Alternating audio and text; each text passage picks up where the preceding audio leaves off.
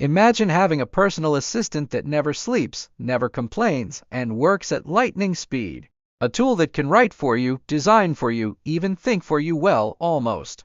AI has been making some bold promises lately, and I wanted to put one to the test. So, I picked one AI tool, dedicated an entire 24 hours to it, and let it take over tasks that I would normally do myself. The results? Some were mind-blowing. Others, not so much. In this deep dive, I'll share everything: what worked, what failed, and whether this AI tool is actually worth your time. Stick around, because the ending might just surprise you. Setting the challenge. For this experiment, I needed an AI tool that could handle a variety of tasks, something versatile, something powerful. After some research, I landed on Insert AI Tool Name, which claims to be an all-in-one assistant for writing, brainstorming, designing, and even automating workflows. The challenge was simple. For 24 hours, I would let this AI tool assist me with as many tasks as possible: work, creativity, planning, even casual conversations. I wanted to see if it could truly replace the time and effort I put into my daily activities. Here's how it went down. Hour 1-3, getting started. Like any good test, the first step was getting familiar with the tool. The setup was surprisingly easy. Within minutes, I had an account, a dashboard full of options, and a blinking cursor asking, "What do you want to do?" The first thing I tried was writing assistance. I gave it a simple task: write a short blog post about productivity hacks. Within seconds, a full article appeared. It was structured well, had proper grammar, and even included some solid advice. But was it original? I ran it through a plagiarism checker. The results were clean, but it did feel somewhat generic, like something you'd read in 100 other blogs. Still, as a base for content, it was impressive. I tried another prompt: make this more engaging, like a story. And just like that, the AI rewrote the post, adding a personal touch. Was it perfect? No. But it saved me at least an hour of writing. Encouraged, I moved on to something more ambitious. Hour 4-6, AI as a creative partner. Could this tool help me brainstorm new ideas? I asked it for YouTube video concepts related to tech and AI. The first few were decent, but nothing groundbreaking. Then, after refining my prompts, it started generating genuinely interesting ideas, things I wouldn't have thought of on my own. Next, I tested its image generation capabilities. I gave it a description: a futuristic city at sunset, filled with neon lights and flying cars. The results? Impressive, but not perfect. Some images looked stunning, while others had odd distortions, hands with too many fingers, buildings that defied physics.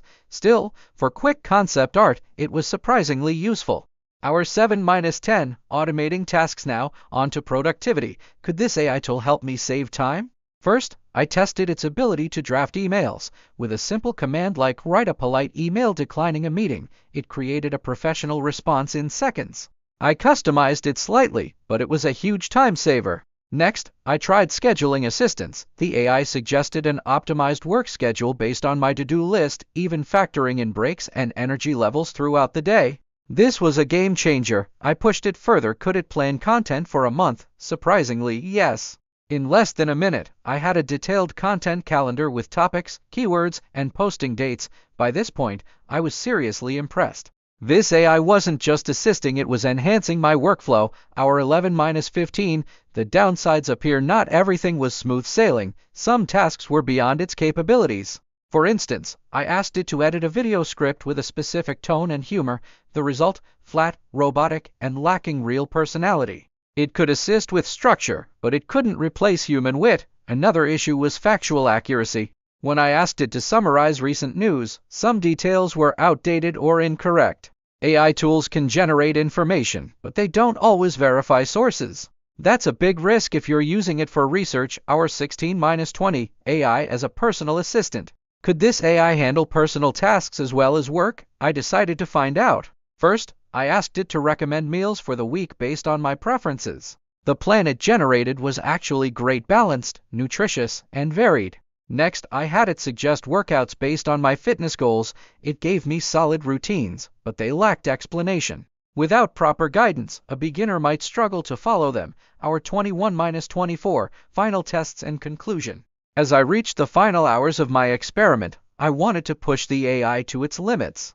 I asked it to generate a business idea from scratch, including a name, branding, and marketing plan. The results? Surprisingly detailed. While not revolutionary, it provided a solid starting point. For fun, I had it write a short sci-fi story. The plot was creative, but the characters felt hollow, proof that AI can mimic storytelling, but real emotion still requires a human touch.